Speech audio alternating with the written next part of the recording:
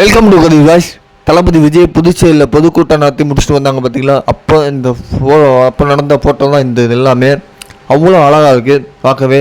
ஏன்னா இன்றைக்கி ஆண்களை விட பெண்களுக்கு தான் அதிக மகிழ்ச்சியாக இருக்காங்க. தளபதி விஜயை பார்த்தும் தளபதி விஜய் நாளைக்கு முதல்வர் ஆகணும் எல்லாமே அவங்க வந்து அதிக ஆர்வமாக இருக்காங்க. இன்றைக்கி எல்லாமே பெண்கள் மனசில் ஒவ்வொரு கட்சி இடம் பிடிக்கிறது கஷ்டம். ஆனால் தளபதி விஜய் ஈஸியாக இடம் முடிச்சிட்டார். சினிமாவில் இருக்கும்போது சரி இப்போவும் இடம் முடிச்சிட்டார்.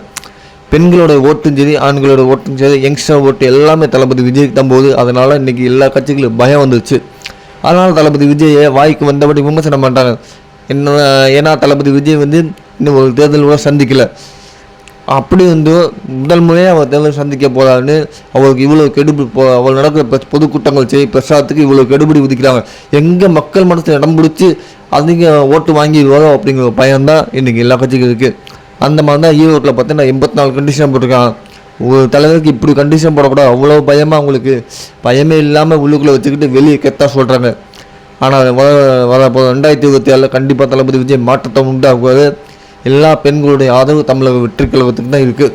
இப்போ ஒவ்வொரு வீட்லையும் சொல்லியிருப்பாங்க, அப்பா நீங்கள் விஜய் ஓட்டு போடுங்க, நீங்கள் விஜய் ஓட்டு போடணும். கண்டிப்பாக அந்த சொல்கிற நிலமை வந்துச்சு.